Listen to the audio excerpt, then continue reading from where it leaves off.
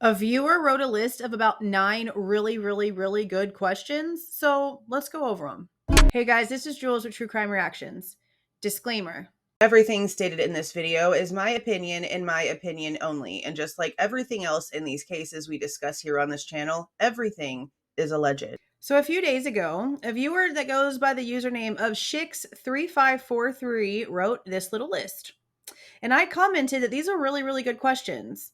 Well, I made my little template because I was already planning on making a video on these questions because they were really good. But then this viewer ended up emailing me and I was like, already ahead of you. So we're going to go ahead and talk about these. Okay. The very first question is, if Bryan was so smart, why did he leave the dicky tag and receipt behind? My answer, probably because he didn't think it was going to be important. See, if Bryan's not the guy, then it's just trash. And his apartment was really clean in the first place. We've heard this entire time how ridiculously, meticulously OCD he is. And it could have just been something that was missed. It could be something that innocent. Because I don't see somebody, like you just said, being so smart, committing a crime and keeping the actual tag and receipt for the murder clothes. That doesn't make sense, especially considering the fact that he left town a month after the murders took place. So he would have had that entire time to actually get rid of everything he needed to.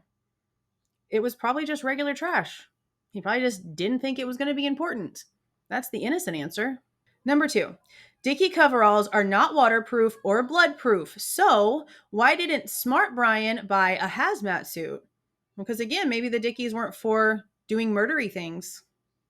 Maybe, just maybe, it was because he goes out at night, maybe because it's a little bit cold. See, Bryan's also like a bigger guy. He's over 6 foot, a little over 6 foot, and he's not like skinny, twiggy guy, you know?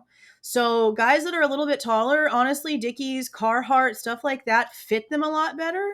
And I mean, coveralls in the wintertime, if they weren't bought to be waterproof like that, then yeah, I mean, it kind of goes along with the dicky tag and the receipt. It wasn't bought to be blood or waterproof. It just was bought to be worn.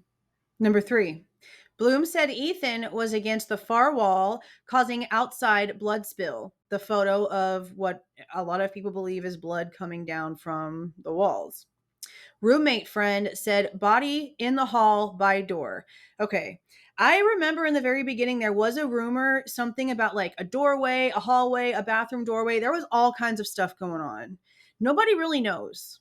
And whoever was actually at the house that morning, they sure as hell haven't come out and said anything either. And we also do need to keep in mind that it was a whole 4 hours in between first responders and what Brett Payne wrote in the PCA. We also have to remember that Christy Goncalves came out and told us that Hunter Johnson told them that he was called over to get Xana's door open because the girls, Dylan and Bethany, could not get the door open. When he got the door open, he got it open just enough to see what had happened inside and screamed for them to get out and call 911. In the PCA, the only thing that it actually states when it comes to Brett Payne walking towards Xana's room, when I approached the room, I could see a body later identified as Kernodle's laying on the floor. Then it goes on to state, also in the room was a male, later identified as Ethan Chapin. Now, I saw this posted on Hugh Forrick's channel a few days ago, and we've all pretty much at this point seen like walkthroughs of the house and stuff, right? So I wanted to just, I guess, use this as a visual to sort of explain the way that I envision it in my head whenever I read what Brett Payne's PCA claims and whenever we also get the information from Christy Goncalves, okay? Okay, here's the hallway. Okay. I envision that as he's walking down the hallway right here, this far back circle-y spot by the wall is like where Xana was, which is what I mean by I feel like he sees Xana's body first, the way that he mentions in his probable cause exhibit, because this is the view he has. He's going down the hall. The door has now been open for at least 4.5 hours because he got there 4 hours after the 911 call. We don't know what time Hunter Johnson got there, but we know that first responders got there just a handful of minutes after the call was made. So, of course, yes, the door would be open. First responders would have already had to have gotten the door open even more than Hunter Johnson would have been able to get it open, gone in and assessed the situation. So, of course, the door is going to be open a lot more. He would be walking towards the door and seeing Xana all the way across by the wall. Now, as you can see here, it's turning and it's going to get to the door.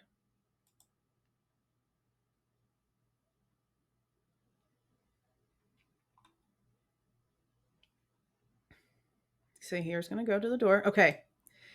Right here is most likely where Ethan was, like in this spot behind the door where this little half wall thing is and the bed. He was over 6 foot. So if he was laying on the ground behind the door, somehow wedged, I can imagine the door would be hard to open.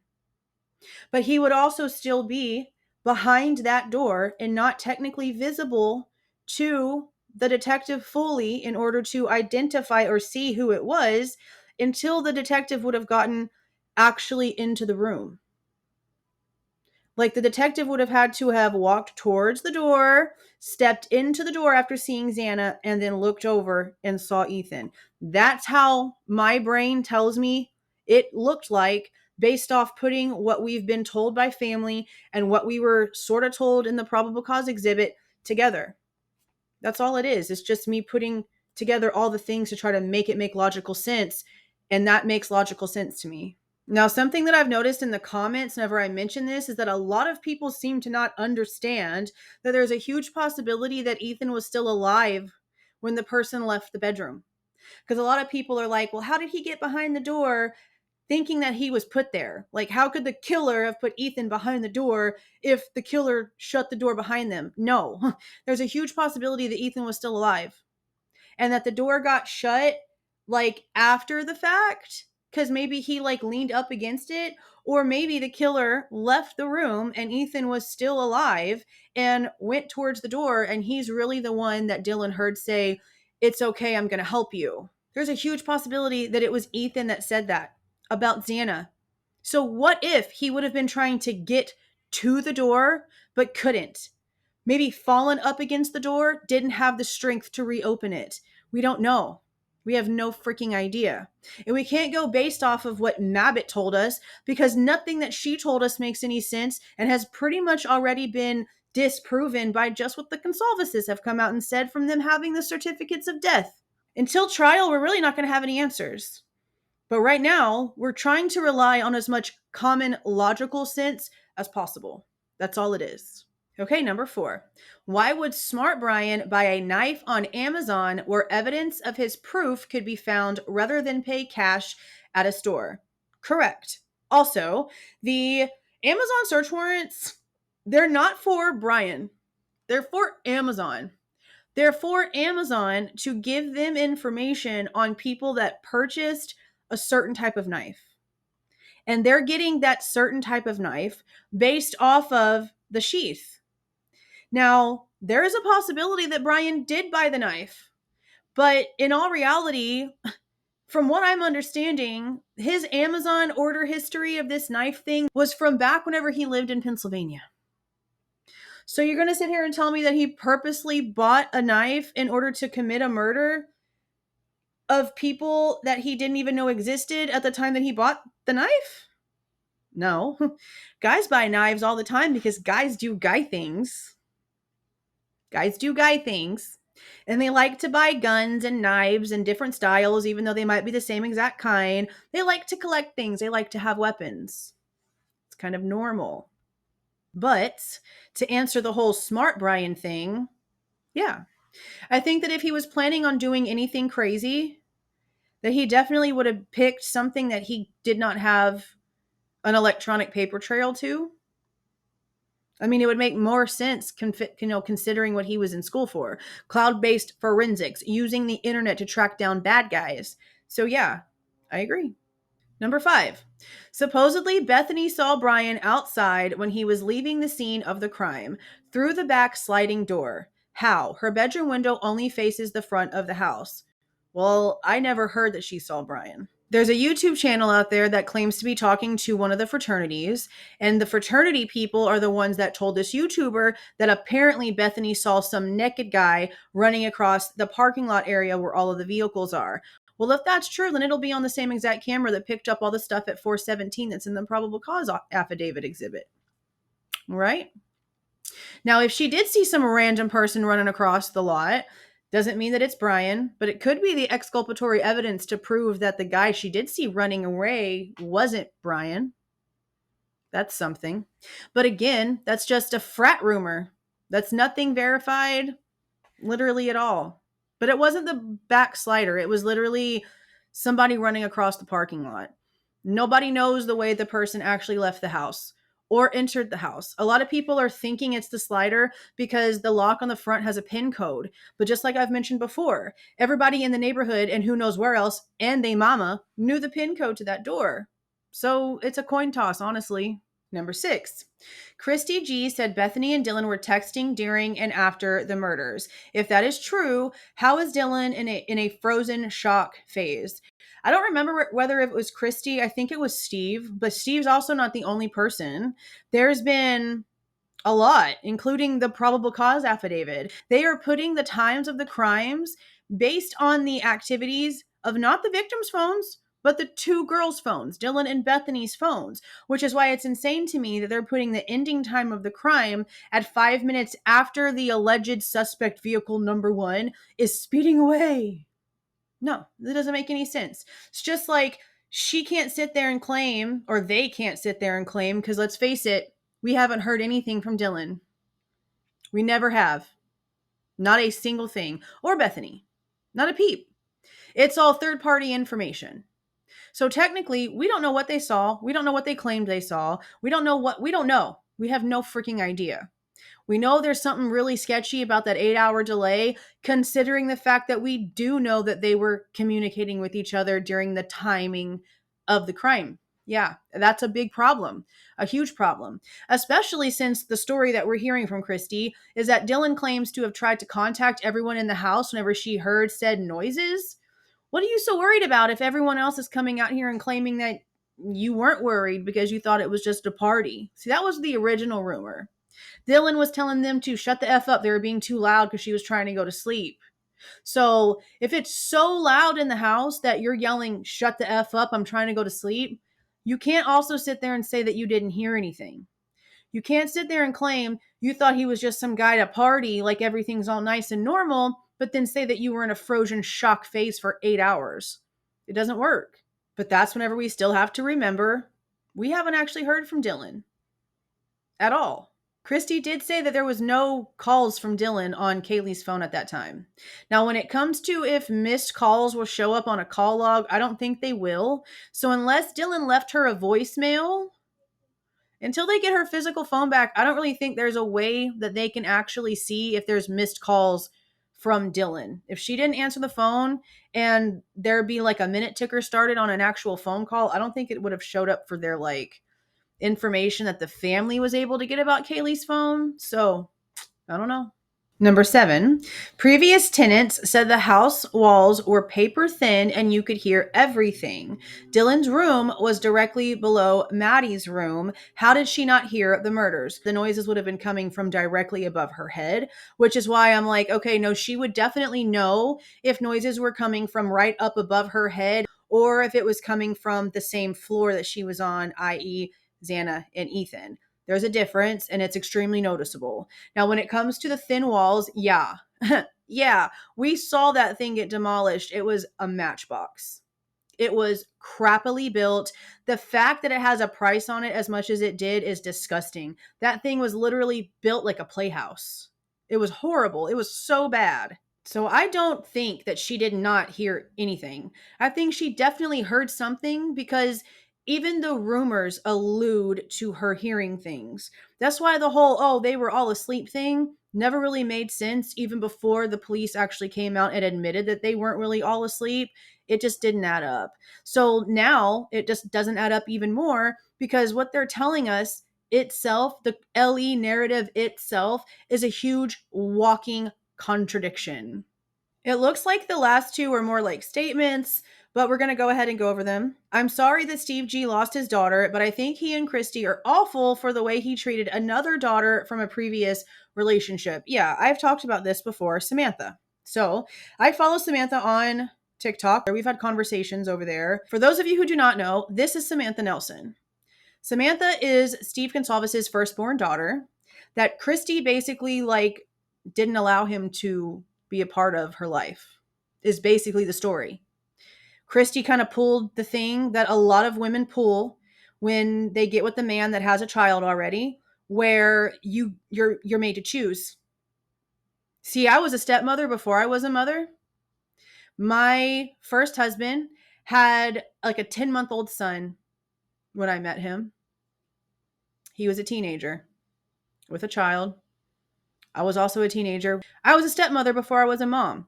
It wasn't a, oh, pick me or your son. It was, oh, are you bringing him with you type situation.